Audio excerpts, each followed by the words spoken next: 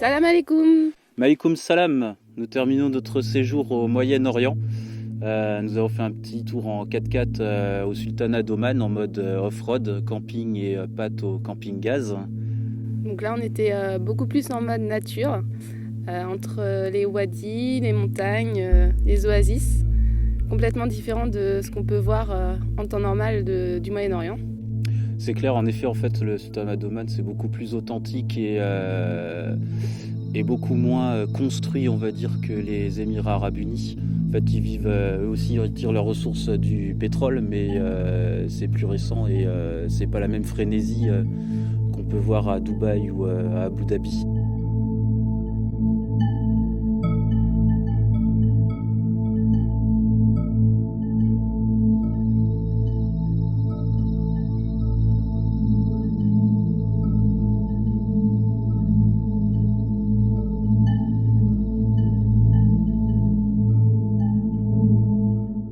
Dubaï, c'est vrai que c'est très impressionnant, Julien m'avait prévenu. C'est beaucoup de buildings, population très cosmopolite, donc ça change de ce qu'on a pu faire à Oman. Et moi, ce qui a pu vraiment m'étonner au niveau de Dubaï, c'est ces centres commerciaux qui sont les plus grands du monde, notamment Dubai Mall, qui est vraiment le plus grand centre commercial du monde. À l'intérieur, on peut retrouver également un des plus grands aquariums du monde. Pour les gourmands, il y a le plus grand magasin de bonbons qui fait 930 mètres carrés. Voilà, donc là également il y a du choix et c'est vrai que pour moi qui suis très gourmande, je me suis fait plaisir aux yeux et au ventre parce que j'ai forcément été un peu tentée. Donc Dubai Mall, c'est vraiment tout un monde. Mais en plus, ce qui a été intéressant pour moi au niveau de mon métier de diététicienne, c'est le food court. Donc le food court, c'est un emplacement qui regroupe plusieurs fast-food. Et là, c'est juste grandiose. Enfin, dans le terme, c'est vraiment grandiose parce qu'on retrouve tous les pays au niveau culinaire, quoi. Il y a du mexicain, il y a de l'américain, du français, du grec, du Thaïlandais, indien, marocain, enfin voilà. Donc c'est en fait, si vous voulez, c'est un emplacement qui regroupe vraiment tous ces types de restauration. Et au sein même de cet emplacement, il y a des... En fait, le concept, c'est que vous avez des zones pour manger et que vous soyez allé au mexicain, au thaïlandais ou ailleurs, tout le monde peut manger au même endroit. Du coup, c'est sympa parce que si vous y allez en groupe, vous n'êtes pas obligé de manger la même chose que votre voisin. Donc, si y en a, il veut se faire un McDo et l'autre l'Indien, c'est faisable. Et puis on peut du coup goûter un peu ce que chacun a pris. Donc pour ça, au niveau du concept, c'est assez sympa. Après, ça reste la restauration rapide, donc très gras, vraiment très de la tentation partout. Il y a du sucré, il y a du salé, il y a vraiment de tout. Des cookies, des glaces, des fontaines à chocolat. Donc la tentation est vraiment omniprésente. Après, il y a un seul fast-food qui s'appelait d'ailleurs Kilocal, donc qui proposait en fait des repas inférieurs à 300 kilocalories, donc que ce soit de l'entrée, du plat au dessert. Donc c'était assez marrant comme concept. Et surtout qu'à l'opposé, il y a le Fat Burger. Et voilà, et à l'opposé, il y a le Fat Burger, donc ça fait vraiment un contraste. Donc c'est assez rigolo. Et puis ils proposent un suivi personnalisé avec leur restauration, quoi. Donc c'est assez rigolo. Donc voilà, donc c'est un endroit où il y a beaucoup de monde. Ça passe énormément et c'est intéressant à observer en fait. En fait, pour vous donner une idée, dans Dubai Mall, il y a 120 restaurants. Et je pense, sans me tromper, qu'il doit y en avoir au moins 3/4 dans le food court. Ouais, ça se peut. Alors quand on sort de Dubai Mall, il y a donc Dubai Mall, le plus grand centre commercial du monde. Quand on en sort, il y a Burj Khalifa, la plus grande tour du monde.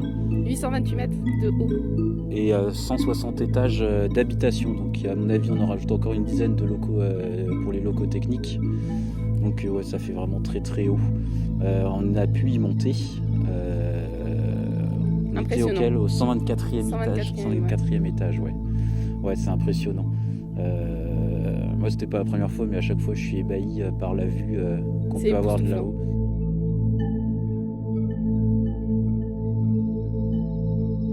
Contrairement à plein d'endroits dans la zone là au Moyen-Orient, Dubaï c'est une ville qui existait déjà il y a bien longtemps, qui était construite autour d'une petite crique.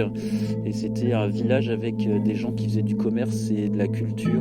Alors culture ou sauvage, je sais pas, mais qui en tout cas faisaient du commerce de perles d'huîtres et qui vivaient de ça. Puis il y a une cinquantaine d'années, ils ont trouvé du pétrole.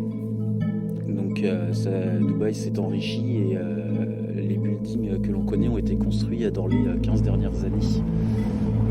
Mais du coup c'est assez intéressant parce que vous avez les grands buildings d'un côté et autour de la crique vous avez une ville qui est restée à taille humaine et en fait il faut savoir qu'à Dubaï la population est très cosmopolite comme disait Morgane. Il y a une grosse masse de population indienne et pakistanaise qui en fait font les petits boulots, les chauffeurs de taxi, les vendeurs dans les magasins, les serveurs de restaurants, l'accueil des hôtels.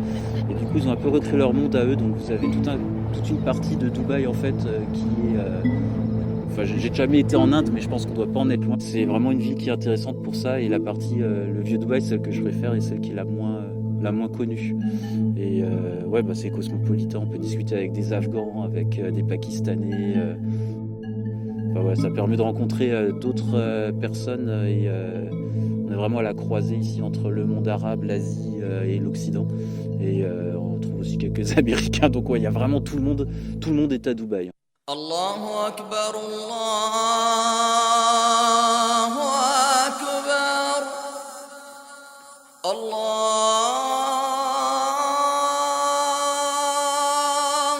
Akbar, Allahu Akbar.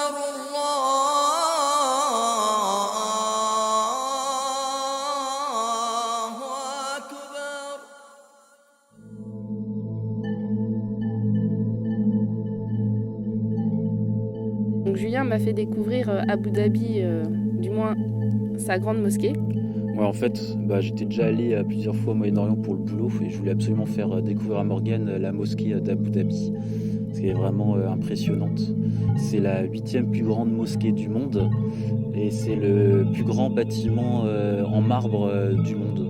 Et ouais, c'est vraiment impressionnant avec le plus grand tapis du monde, le plus grand lustre du monde. En fait, il dit toujours tout qui est le plus grand du monde aux Émirats. J'avoue que j'ai vraiment été impressionnée parce que c'est un bâtiment vraiment très très beau. L'architecture est magnifique, il y a ces petites fontaines, il y a les reflets.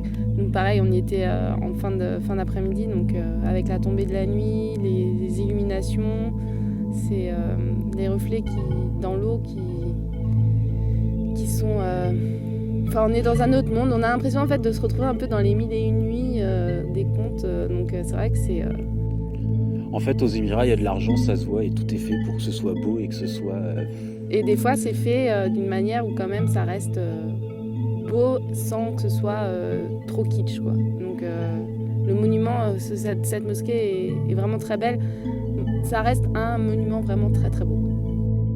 Et là, Morgane, tu peux nous dire un peu, tu peux nous parler de l'environnement, là, on est où Alors donc là, on se trouve assis dans le sable, entre des dunes. Donc on est dans le désert qui contient les plus grandes dunes du monde, c'est ça ? Voilà, le désert de Liwa. Donc c'est pas le plus grand désert du monde, par contre c'est celui qui a les dunes les plus hautes du monde, si je dis pas de conneries. Il est à cheval sur l'Arabie Saoudite, le Sultanat d'Oman et les Émirats Arabes Unis. Voilà, donc... Et donc là pareil, encore une fois, waouh.